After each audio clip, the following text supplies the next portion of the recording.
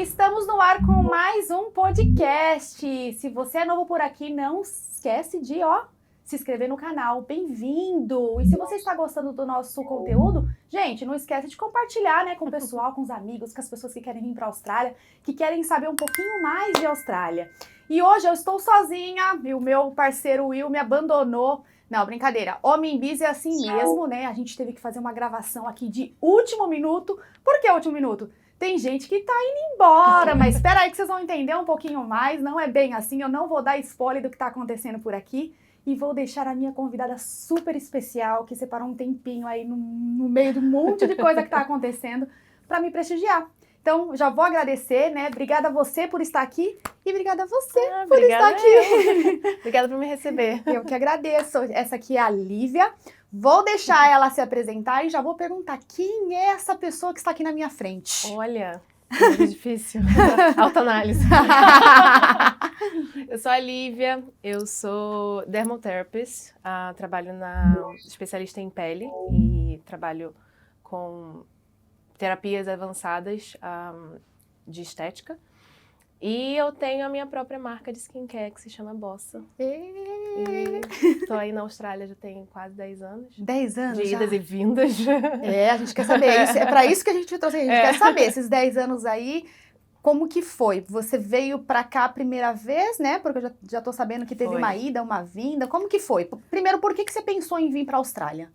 Então, a Austrália foi meio que por acaso. Na verdade, eu sempre quis fazer um intercâmbio. Sempre quis estudar fora. Eu queria, na verdade, fazer high school fora. Eu tinha aquela coisa de querer fazer... Você é da onde, do Brasil? Do Rio. Do Rio, tá. Eu queria estudar fora, eu queria fazer high school, eu via aquelas coisas do filme, eu queria fazer parte daquilo, mas não tinha condição financeira para fazer isso. E aí, quando eu estava na faculdade, eu estava num período muito difícil pessoalmente, assim, e aí meu pai ficou um pouco preocupado. E aí, como ele sabia que eu queria muito fazer um intercâmbio, ele falou, tipo, então vai, Lívia, vai procurar aí fazer um intercâmbio. E eu fui numa agência, e a minha ideia era ir para os Estados Unidos, fazer aquele programa de trabalho e... Au pair? Não. Não, é que você vai pro esqui. Aí você trabalha no esqui Será que tem ainda esse daí? Na época tinha, era 2012 isso. Acho que hoje não é tão popular, o pessoal acho que procura mais o mesmo programa, mas de au pair, é o que eu ouço falar, né? Na verdade, eu não sei. Eu até esqueci, tinha um nome desse programa, era de férias de faculdade, você tinha que estar matriculado na faculdade. Tá. Você passava 2 meses nos Estados Unidos e trabalhava numa dessas estações de esqui e ganhavam uns $8 a hora, $5 a hora. Caraca. Bom, né, se for ainda, né, pro Brasil, ainda não é tão ruim. Mas era muito caro. Ainda assim, você pagava pra trabalhar, né? Uau. Você pagava toda essa estrutura e ia lá e... Conseguia se manter? Será? Não sei. Assim, tinha muita gente que fazia isso na época que eu tava, tipo, no meu círculo, né? E aí eu só conhecia gente que ia para os Estados Unidos e eu queria ir para os Estados Unidos. Só que aí quando eu cheguei ficava muito caro e aí a agência me ofereceu a Austrália. E a amiga da minha irmã morava aqui. E aí eu conversei com ela e ela me convidou para ficar na casa dela e aí acabou que eu fechei o intercâmbio da Austrália. Só que eu vim de férias de faculdade. Então assim, minha ideia era só fazer o intercâmbio, 2 meses e voltar pro Brasil e terminar a faculdade. Nossa, Lívia, mas pra vir pra Austrália num período curto não é barato, né? Mas na época era 2012, o dólar era R$2. Entendi. Meu intercâmbio foi tipo R$8.000. Foi uma coisa assim muito louca. Foi muito barato. Caraca. Na época foi muito barato. Assim, não era barato porque também o poder de compra era diferente, né? Mas eu lembro que foi algo que a gente conseguiu pagar. E eu não tinha muito essa ideia de... Não sei, a minha ideia era fazer intercâmbio durante as férias e voltar, porque era isso que meus amigos da faculdade faziam. Era muito popular, né? Esses programas mais curtos. Então, não era uma coisa que... Quando eu cheguei aqui, que eu vi que a Austrália era diferente. Opa! Que era uma coisa de... E aí foi isso que aconteceu. Eu cheguei aqui, eu me apaixonei pela Austrália. Com um programa de 2 meses. Com um programa de 2 meses. Tá. Só que eu não podia trabalhar. Então, eu vim só para estudar. Turista, programa... porque eu vim no visto de turista. Deixa eu só fazer um parênteses aqui. Pra quem não sabe, pra quem quer vir pra Austrália com estudo hoje, né? Não sei naquela época, mas hoje no estudo menos de 14 semanas, você tem que vir com um visto de turista, tá? Então, acima de 14 semanas, você consegue pegar um visto de estudante, tá? Então, no seu caso, como era um período de 8 semanas, ela Isso. estava no visto de turista. Aí eu fiz enfim, contratei a escola, né, de inglês e vim, só que não podia trabalhar, né, então o custo foi um pouquinho maior. E o que você fez? Só estudou de manhã, de dia? Eu estudei, eu morei com a minha amiga em Manly, em DY. Ok. E aí Morou eu estava bem. em Manly. E aí eu fiquei curtindo a vida. Que delícia! Eu vinha pra City, eu fazia... Curtiu o intercâmbio? Foi. E aí eu conheci muita gente, e aí que isso começou. Eu queria viver o que as pessoas estavam vivendo, só que eu não podia. Porque todo mundo já estava trabalhando, todo mundo tinha essa coisa do intercâmbio mesmo. E eu não tinha isso. Então, eu saí daqui determinada de que no ano seguinte eu ia voltar para estudar mais tempo. E eu queria voltar para a Austrália para estudar mais tempo. E aí, passei o ano inteiro de 2012 trabalhando. Porque aí meu pai também não ia... Já foi? Uma vez quer voltar? Vai trabalhar!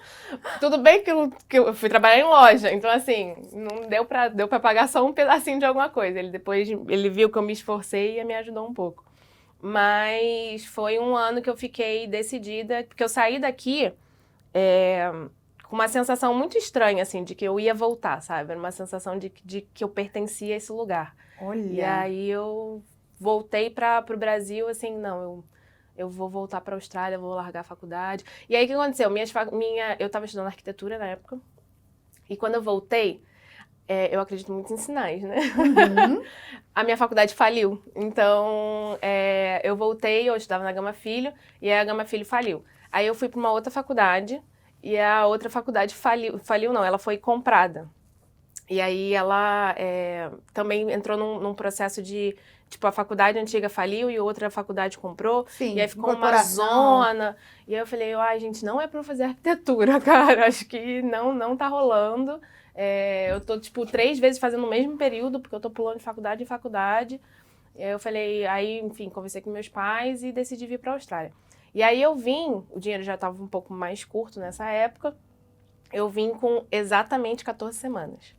Olha, pegou o visto que dava direito ao trabalho ali. Foi. E aí eu vim em 2013, então foi quase um ano e meio, um ano e um mês depois de que eu tinha vindo a primeira vez.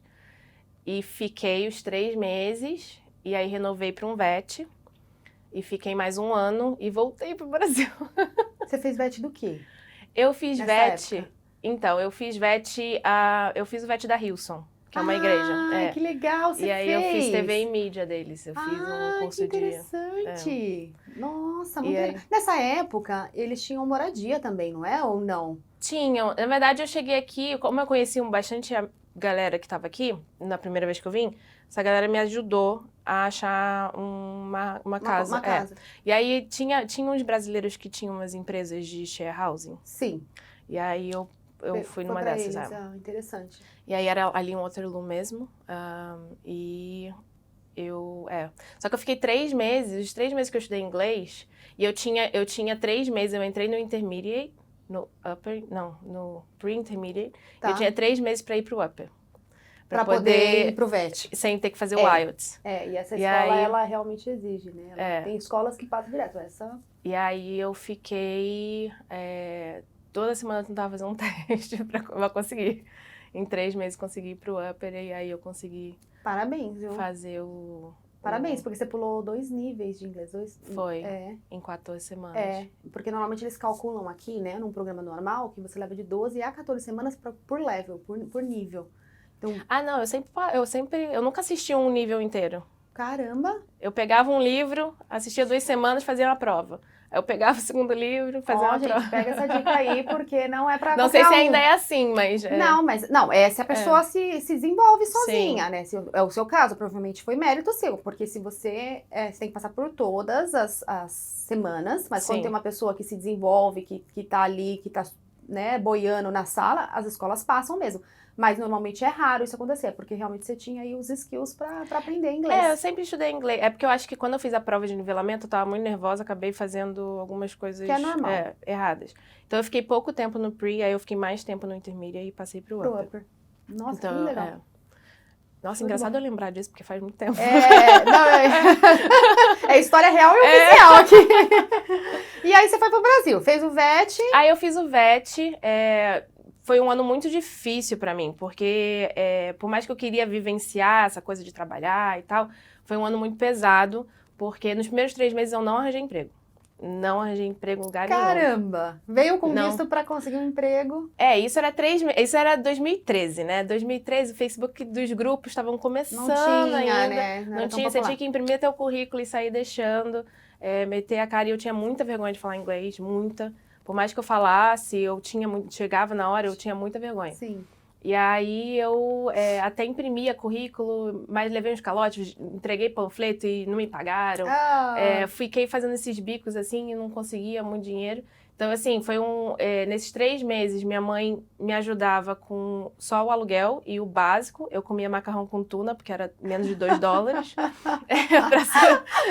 tava falando sobre isso de hoje de manhã. Que era, tipo, 70 centavos o macarrão e $1 a tuna. Pronto. Então, era isso, era a minha comida da Fome semana não inteira. passava. Fome eu não passava. E eu achei uma bicicleta na rua, sem freio. E esse era o meu meio de locomoção para ir para a escola. Sério? E você morava onde? Eu morava ali em Waterloo, então eu pegava aquela rua inteira, descia ali na Oxford e ia embora. Sem freio. Sem freio. A sola do sapato eu não tinha também. Depois gastou para comprar um tênis. Não, foi sofrido. E aí eu consegui um emprego porque a minha flatmate chegou em casa reclamando porque o que tinha faltado no restaurante, ela teve que lavar a louça. E aí eu falei, então me leva junto com você, porque aí eu vou lá e lavo louça. E aí eu fui, fiquei 7 horas lavando louça direto, sem break, porque tinha louça acumulada do dia inteiro. E aí eles me contrataram como waitress no final do shift. De kit hand? Porque aí eu fui conversar com o manager, eu falei, o que você quer? Eu falei, eu queria trabalhar no floor. Aí ele, beleza, então. Aí foi assim que comecei a conseguir. Mas olha só, uma atitude sua, né? De você ver uma necessidade, se colocar à disposição para ir lá, testar. E aí, ali sim, mostrou o seu trabalho e conseguiu um trabalho até que, né, não era exatamente esse, mas conseguiu a oportunidade, né? Sim. O negócio é você pegar a oportunidade. Pegar a oportunidade, né? E aí, dali, do primeiro emprego, eu não fiquei mais sem emprego. Acho que foi só a questão do primeiro emprego que foi difícil. E aí, quando eu comecei a estudar o VET, eu estudava porque esse VET era diferente, né? Era integral. Então, eu tinha que estudar muito. Não era uma coisa que eu podia fazer só para ter visto. Então, você estudava durante o dia? Eu estudava 4 dias na semana. Eu tinha que fazer, tipo, um estágio nos domingos, pegava o dia inteiro na câmera, filmando toda a parte da igreja. E... Gente, vamos contratar ela pra cá, é por isso, agora eu entendo. Agora eu tô entendendo aquela Nada em vão nessa vida. Tem sentido agora algumas coisas. Foi. E aí, eu limpava um restaurante de manhã, então eu acordava 4 horas da manhã, eu ia limpar o restaurante, aí eu ia pra aula, que começava às 7, ficava até às 4, voltava pro mesmo restaurante e trabalhava no floor, de waitress. E esse restaurante era um restaurante cubano, bem aqui na Kent Street. E ele virava meio que uma coisa de salsa depois das 9. Então, sempre ia até 1 hora da manhã. Então, eu chegava em casa, às vezes, umas 2 horas da manhã para acordar às 4, 5. Nossa! Então, foi um ano muito pesado para mim. E aí... pesado. E aí, eu tava namorando nessa época. Porque em 2002, eu comecei a namorar com meu atual marido. Então... Você conheceu ele aonde? No Brasil. No Brasil? Vocês já se conheciam? A gente já se conhecia. E aí a gente começou a namorar nesse período que eu tava querendo voltar pra Austrália. E eu não falei assim, eu vou voltar pra Austrália, então, peraí, vamos contar essa história de amor aí. Veio pra Austrália, fez aquele intercâmbio curto, voltou. Tava solteira. Aí quando eu voltei, comecei a namorar. Entendi. Só que eu não desisti do meu sonho de intercâmbio por causa disso. Eu conversei com ele e falei, a gente namora à distância, mas eu vou pra Austrália. E aí enfim, a gente ficou nessa coisa de vai e volta, porque namoro à distância não é fácil. Não é pra qualquer um. Não é pra qualquer um. E aí, ele fazia direito na época, e ele ficava, não estudei 5 anos pra nada, não estudei 5 anos pra ir embora. E aí eu falei, então tá, então eu vou voltar. E aí foi por isso que eu decidi voltar.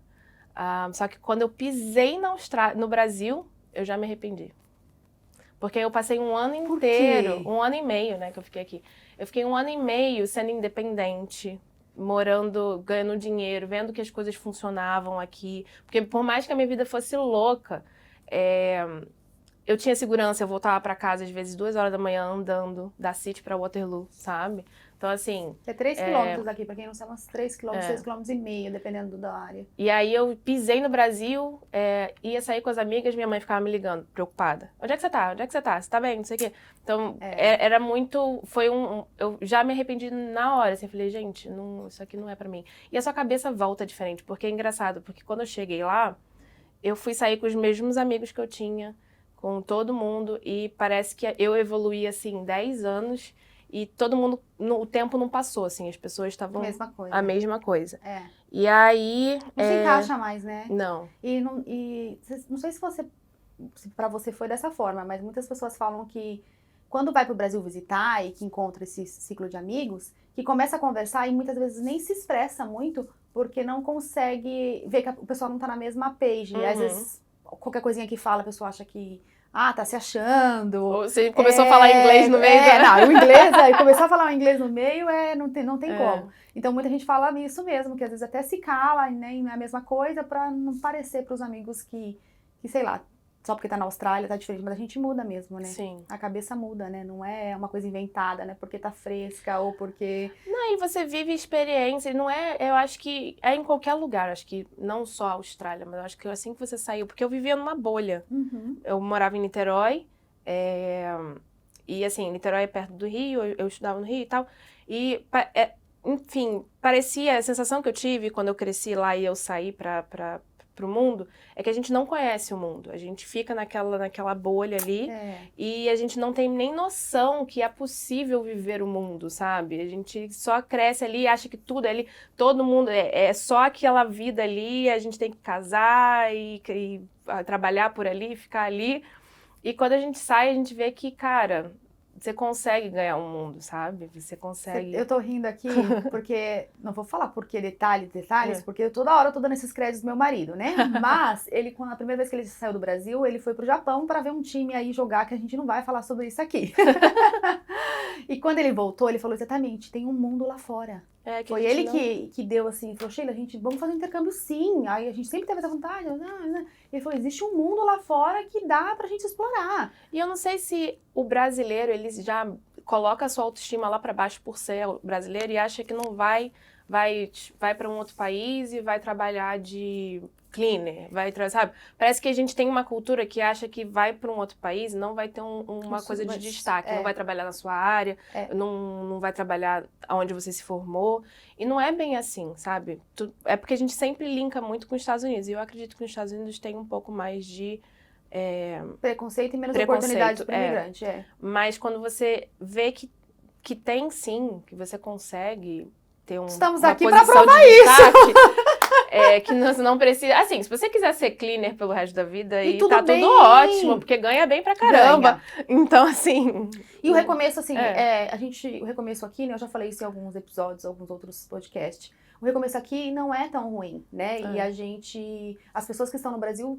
obviamente, passou pela nossa cabeça, nossa, eu tô indo pra Austrália pra limpar um banheiro, eu tô indo pra Austrália pra poder lavar louça, eu tô indo pra Austrália pra ser garçonete. No Brasil, a gente estuda muito. Sim. E aí essas profissões são pra quem, né, acabou não estudando. E elas são desvalorizadas, e não deveria. Porque hoje a gente dá valor o quanto essas profissões trabalham pra caramba, trabalham muito e tem que ser reconhecida. E a Austrália, ela reconhece isso. Sim. Então, uma garçonete aqui, uma pessoa que limpa, ganha bem porque o trabalho dela é reconhecido. E que normalmente quem tá contratando é porque não quer fazer, ou porque precisa quando é um business, claro. Mas a gente não tem essa visão, né? Porque... Inclusive, você começa a valorizar essas profissões, né? Você volta pro Brasil com outra cabeça, não vai destratar o garçom. É impressionante. Eu tô na padaria, eu falo, nossa, muito obrigada por você ter me trazido isso aqui. É muito gostoso, assim, valorizar. E eu acho que por essa parte, por essa experiência, acho que, né, eu sempre falo que o intercâmbio, todo mundo deveria passar por essa experiência, porque isso é muito bacana, assim, a gente valorizar, né, esse tipo de trabalho. Com certeza. Muito bacana, muito bacana. E aí, enfim, eu me arrependi, e nessa mesma época, meu marido a gente namorava, né? Ele tinha se formado, e ele começou a trabalhar, e aí ele viu que se ele quisesse ganhar dinheiro, se a gente só ia casada, porque ia 10 anos, 20 anos, sabe? Sei lá, porque tava tudo muito caro. O salário de um advogado júnior não era lá essas coisas. Tem muito quem indica, tem muito, né? Tem muitos filhos dos escritórios, enfim, tem muito disso lá. O QI, né? E aí, ou da onde você nasceu, né? E aí eu consegui convencer ele. Na verdade, eu pisei no Brasil e a gente já estava conversando e ele passou pro Working Holiday da Nova Zelândia, que abria 100 vagas no ano. Ele foi, aplicou e passou. Aí eu falei, tá, a Nova Zelândia tá ali do lado, a gente vai. Só que aí eu tinha que ir, ele foi primeiro, e eu fiquei um pouco ainda no Brasil. Ele já falava inglês? Já. E aí eu encontrei com ele na Nova Zelândia, eu fui no visto de turista. Eu não gostei da Nova Zelândia. Mas é porque já tava apaixonada. E aí eu fiquei 3 meses lá, e aí a gente falei, não, vamos pra Austrália. E aí ele veio estudar um VET, e eu vim no visto dele. E aí a gente voltou em 2015, então 1 ano depois eu consegui voltar pra Austrália. E aí, nesse período, quando eu voltei pro Brasil e me arrependi, eu falei, não, agora, se eu voltar pra Austrália, porque eu já fui e voltei tantas vezes, não dá, né? Tipo, pra ficar assim, eu preciso ir com um plano. E qual seria o plano de imigração? Aí eu também eu não queria ficar presa numa profissão que eu não gostasse. Tá. E na época eu tinha formação de design gráfico, mas não estava na lista. Era um técnico ou... Era um técnico. Era um técnico. Mas na época não estava na lista e eu também não gostava de trabalhar com isso. E aí eu fui pra essa minha amiga a primeira que eu fiquei na casa dela, ela era sponsorada na área de estética. Ela trabalhava como esteticista, mas ela era sponsorada como massage therapist, né? Como massagista. Ah, é ela, a primeira amiga. Isso, aquela primeira. E aí eu liguei pra ela, falei, Lara, como é que eu posso entrar nessa área? E aí ela me deu algumas dicas, eu fiz alguns cursos de massagem no Brasil e voltei pra cá e comecei a trabalhar com ela, na clínica dela, né? Na clínica, não dela, que ela trabalhava, né? E a chefe era australiana. E aí a chefe gostou muito de mim e investiu muito na minha profissão, assim. Ela pagou vários cursos pra mim, foi um anjo na minha vida. E foi aí que eu descobri minha paixão pela estética e por pele, assim. Eu comecei fazendo de tudo. Fazia unha, fazia depilação, sobrancelha, não gostava.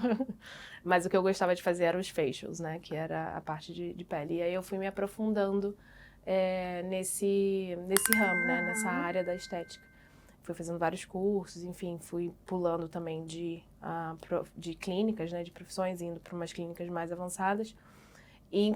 Só que a ideia era eu pegar o sponsor.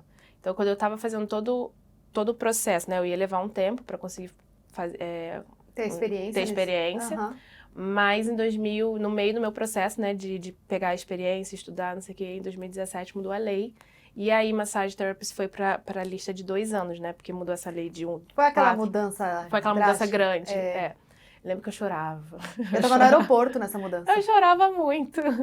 Eu tava no aeroporto, eu olhei na TV. Eu falei, por que eu vou pegar um visto de 2 anos, sabe? Tava todo mundo trabalhando pra esse visto, né? E tinha muita oportunidade. O meu tava no aeroporto, eu tava em Gold, olhei pra televisão, aquela coisa, cena de filme. Sim. Cena de filme. Mudou as leis da imigração e eu...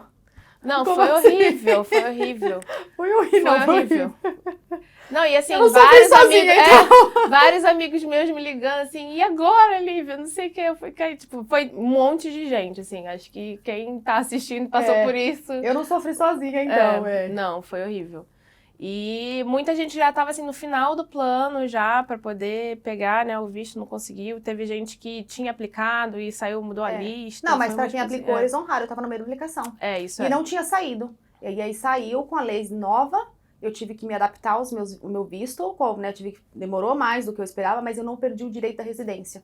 Foi o que aconteceu com meu amigo meu. Eu não perdi. Então, assim, foi muito mais longo, né? Tive que gastei muito mais tempo, muito mais. Rolou, entendeu? Pela lei antiga. Sim. Mesmo que o visto não tinha saído.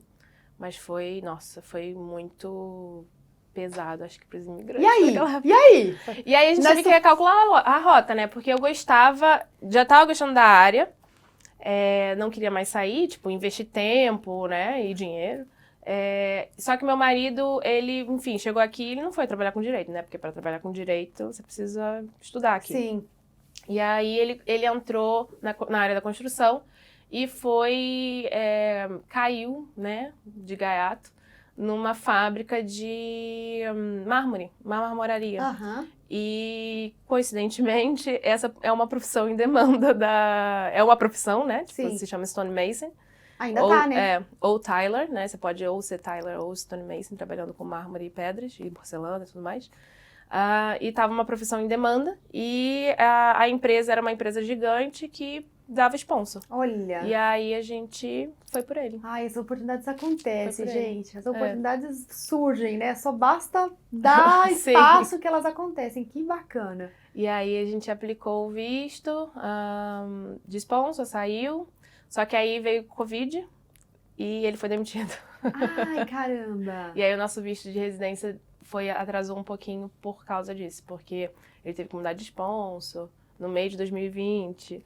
E aí, enfim, teve que fazer o 186, Direct Entry, ok. que tem que fazer Skill Assessment, etc, etc. E dá aquele medinho, né? Que você fala, meu Deus, e agora, né? Não, a minha vida aqui na Austrália é assim, ó. Estamos conseguindo.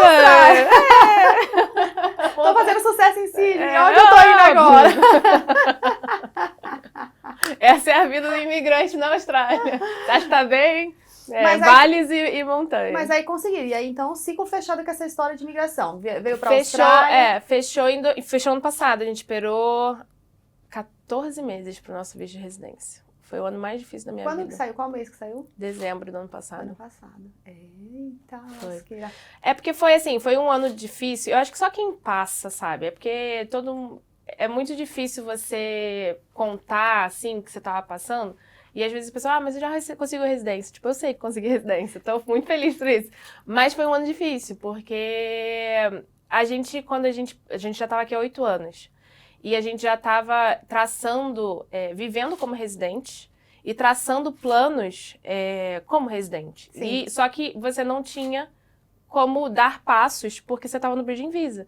Então, assim, eu fiquei 1 ano e meio, quase, estacionada, porque eu não podia mover muita coisa com a minha empresa porque eu estava no Bridging Visa. E a gente fica, Então, né, não quer investir. Eu também, a minha residência, eu demorei, foram 364 dias. Um dia pra virar, eles me deram a residência. Ia virar um ano exatamente. Aliás, virou 1 ano exatamente. Foi no último dia e meu agente de imigração não queria aplicar a residência. Ele falou, não, a gente tem tempo. Eu falei, não, eu quero aplicar porque vai sair dentro do ano fiscal. E, pelo menos, dentro desse ano fiscal. Foi exatamente no último dia do ano fiscal. Acho que eles estavam com umas vaguinhas ali pra fechar no fiscal. Vamos, vai, essa aqui, coitada. Vai essa.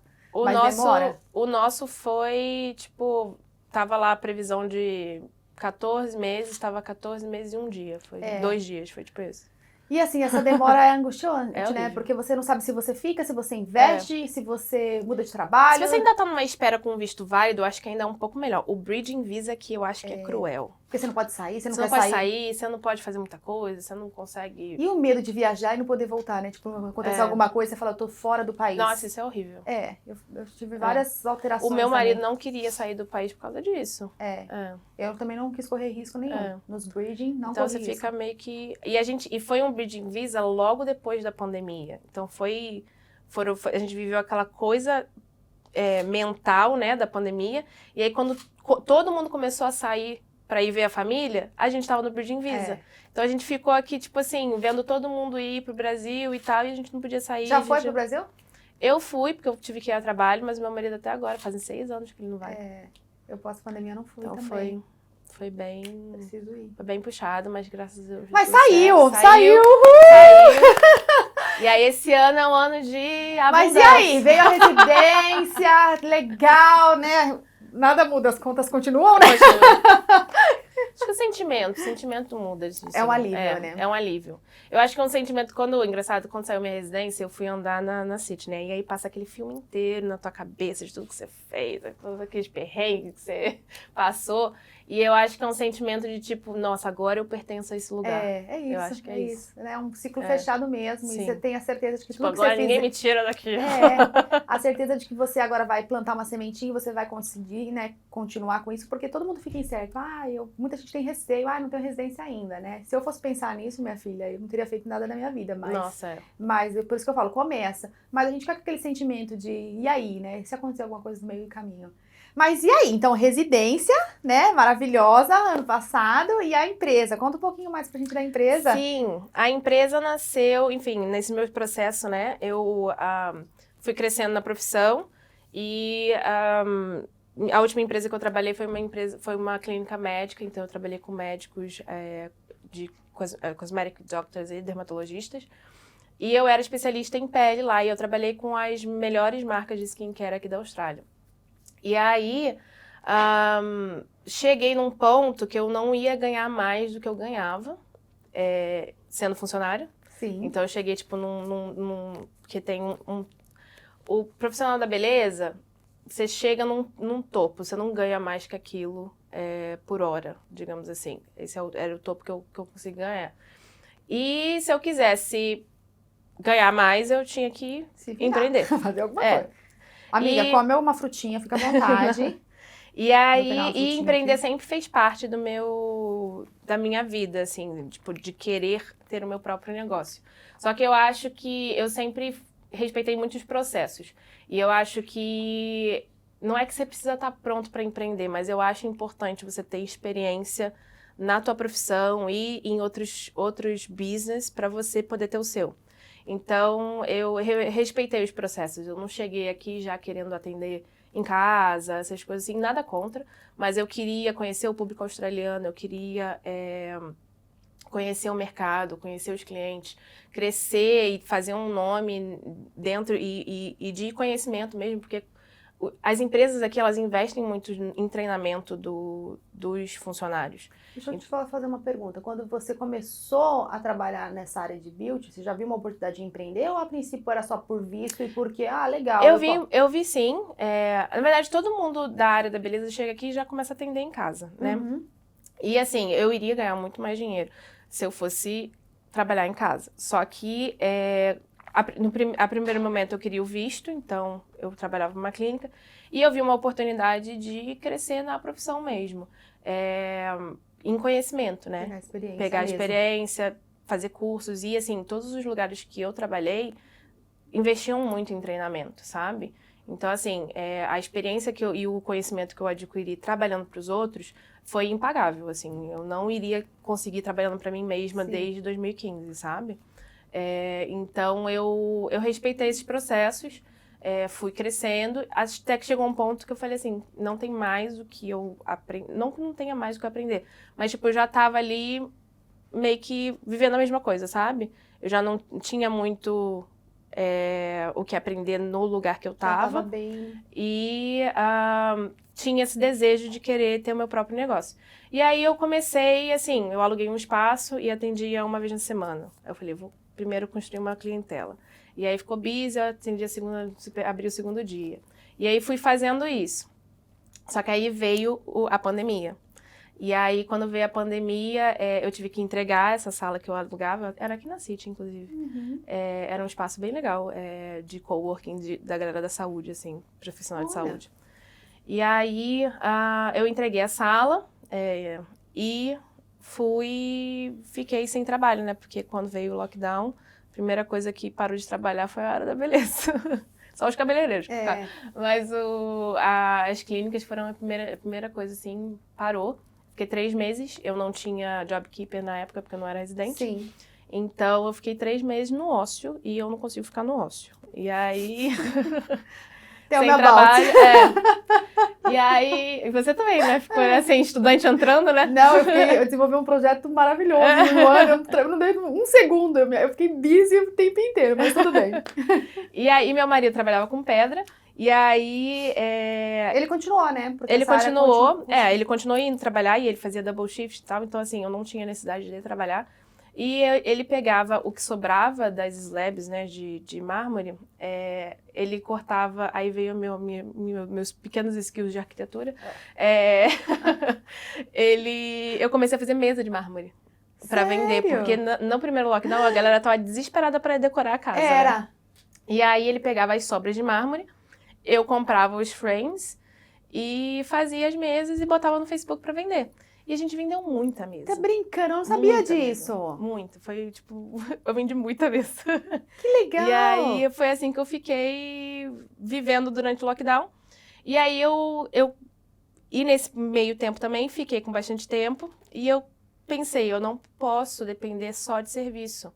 Porque serviço, se vier uma outra pandemia, eu tô ferrada. Aham. E aí eu comecei a pesquisar.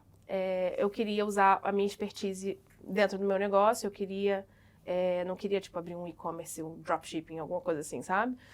E aí eu, enfim, fui madrugada fora.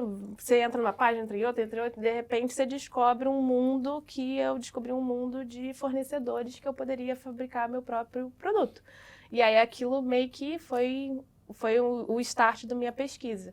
E aí eu comecei minha pesquisa, fiquei um ano inteiro testando formulações, fazendo uma pesquisa de mercado. Então foi no meio do lockdown que veio essa... Foi no meio do lockdown. Mas você já tinha pensado em fazer um produto assim Não. antes, não? Mesmo Não. naquela área que você estava trabalhando, você nunca falou... Não, a única coisa que me fez também é que na hora a gente não junta tudo, mas eu tinha uma questão de que eu, trabalhando sozinha, não tinham marcas que me apoiassem para eu trabalhar. Então aqui na área da estética, é muito assim, tem marcas de skincare profissionais e australianas. Algumas vendem em clínica, outras vendem em Meca, etc, etc.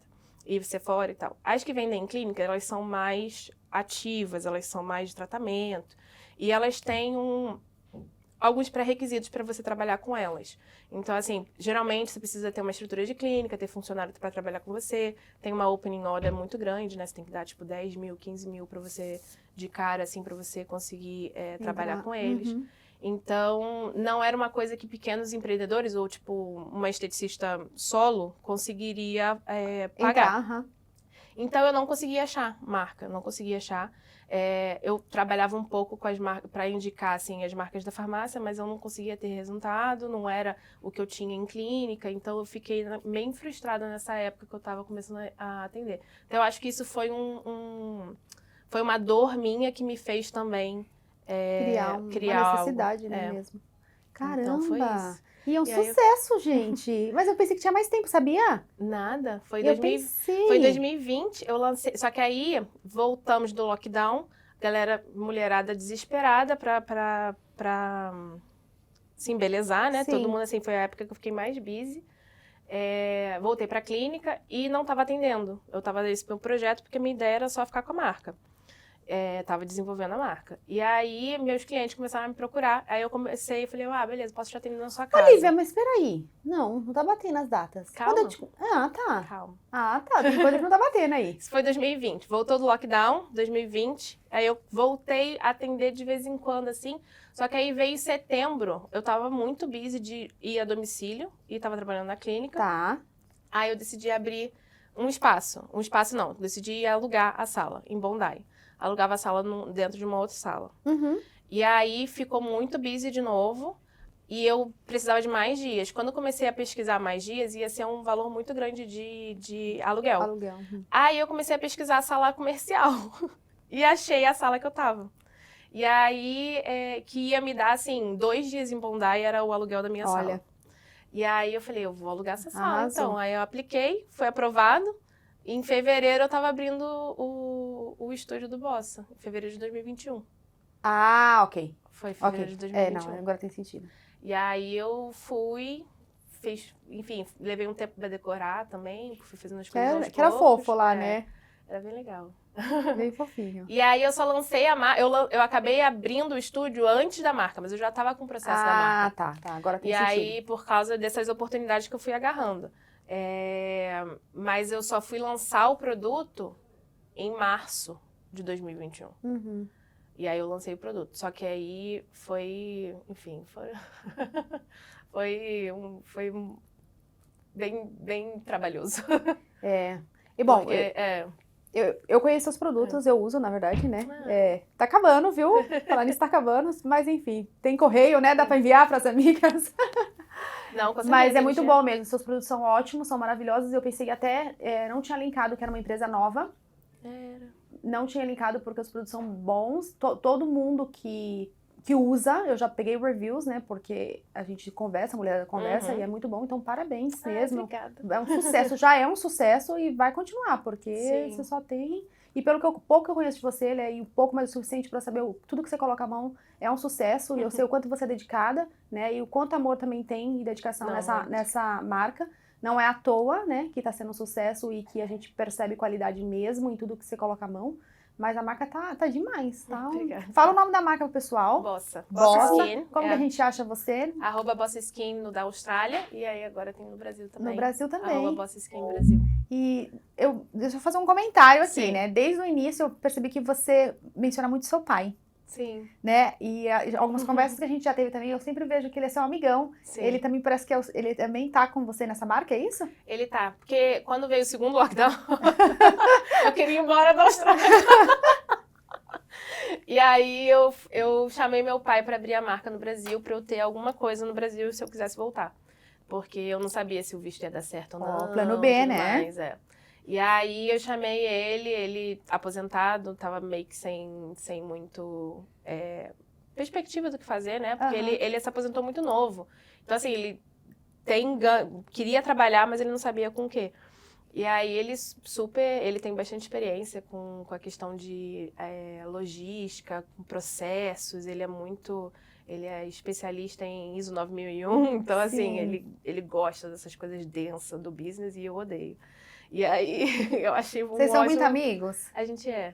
A gente ficou mais ainda por causa da empresa. Na verdade, assim, minha mãe até fica com ciúme agora. Eu ia perguntar. Porque eu sempre ligava muito pra minha mãe e falava com meu pai de vez em quando. Assim, a gente era muito amigo, mas não era uma coisa que eu ligava pra ele o tempo inteiro. E agora eu ligo pra ele o tempo inteiro e minha mãe tá esquecida. E eu? Como que eu fico nessa história? Aí ela fica com ciúme. Que mãe, delícia, que delícia, que delícia. Nossa. Mas eu sou bem amiga dos meus pais. E deixa eu te fazer uma pergunta, qual que é a parte mais difícil aí do intercâmbio, de estar morando fora agora, de estar, né, com a residência permanência aqui? Eu acho que com certeza a família. Eu acho que perder momentos com a família, assim. Você tem bastante sobrinho? Eu tenho bastante sobrinho, eu vi quase nada dos meus sobrinhos crescerem, assim, eu vi, tipo, os primeiros 5 anos. Essa é a parte difícil, Essa é a parte mais difícil, ver a galera crescer e você não A comida a gente adapta, né, a gente muda o paladar, né, tem várias coisas que a gente consegue passar por cima. Acho que a parte da minha família é o mais difícil, Se a gente pudesse pegar uma malinha, colocar todo mundo dentro e falar... É o que eu quero fazer, né? É isso, eu tô nesse projeto aí. Trazer meus pais pra cá, e aí fica tudo certo. Ai, que delícia. Trazer o Brasil pra cá. Que gostoso. Deixa eu te fazer uma perguntinha de ouro.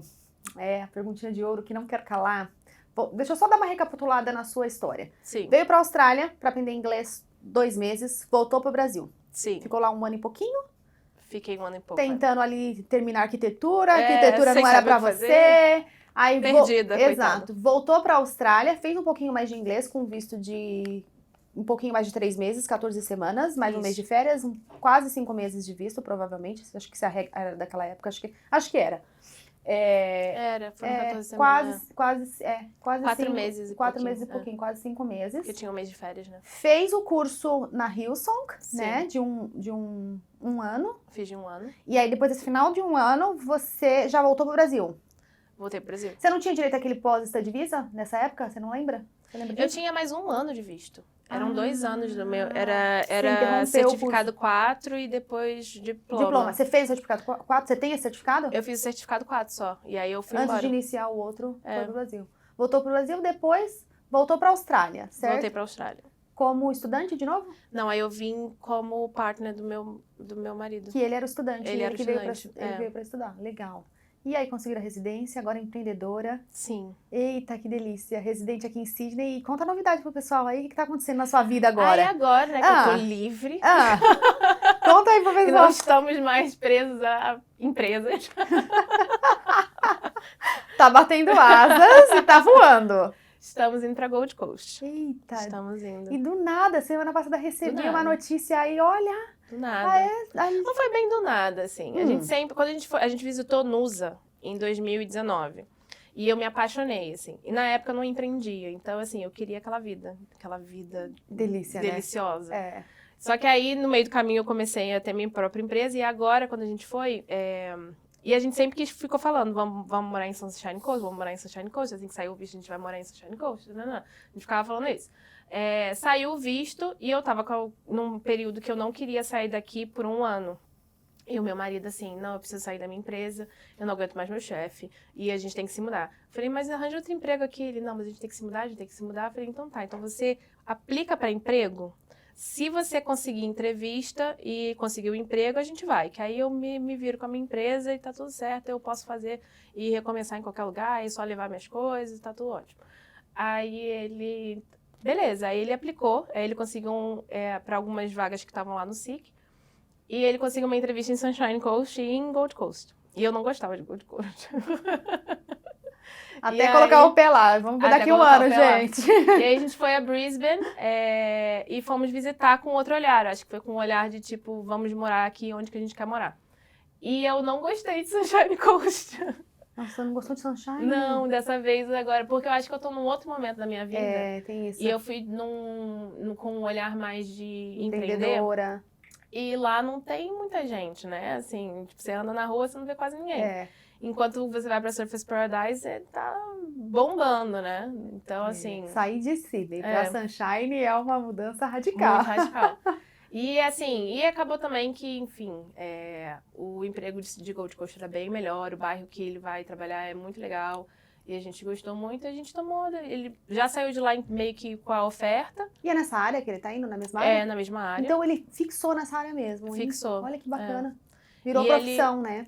Porque ele conseguiu se qualificar bem, assim. Ele faz coisas que só gente muito qualificada faz. Então acaba Virou um que... especialista da área. Muito bom. Acaba que emprego não falta.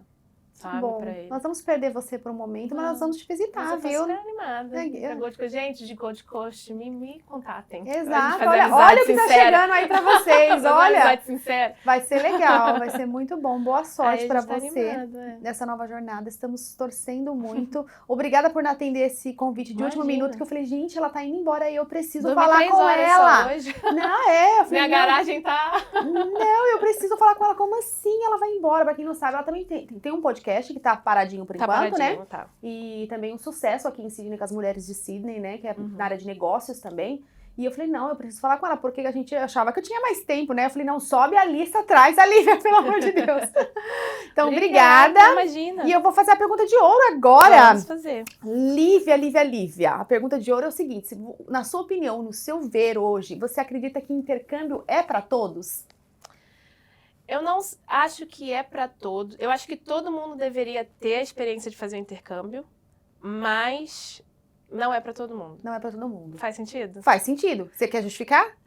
Porque eu acho que todo mundo deveria sair da bolha e conhecer o mundo. Mas eu acho que talvez imigrar não é para todo mundo. Exato. Eu acho que estudar fora, eu acho que todo mundo talvez deveria ter essa oportunidade. Mas não é todo mundo que consegue imigrar. São coisas diferentes, mas pra gente aqui, né, que tá muito envolvido com isso, acaba sendo uma coisa só, né? Mas eu acho que todo mundo deveria ter a oportunidade de estudar um pouquinho fora e sair um pouco da caixinha. E eu vou pedir agora pra uma moça linda que trabalha ali na produção trazer um brinde pra gente, porque eu estou muito honrada de te receber aqui. Ai, imagina. De conhecer um pouquinho mais da sua história, né? Porque eu conheço uma parte, mas do meio pra cá, né? Eu não conheço o começo. É que eu também não falo. E é legal a gente rever, né? É a primeira vez que eu conto a minha história. De intercambista? Não, e é legal que você faz isso, não tem a oportunidade de contar, né? Mas eu fiquei muito feliz de você estar aqui, no meio dessa mudança toda, você separar esse espacinho pra gente, né?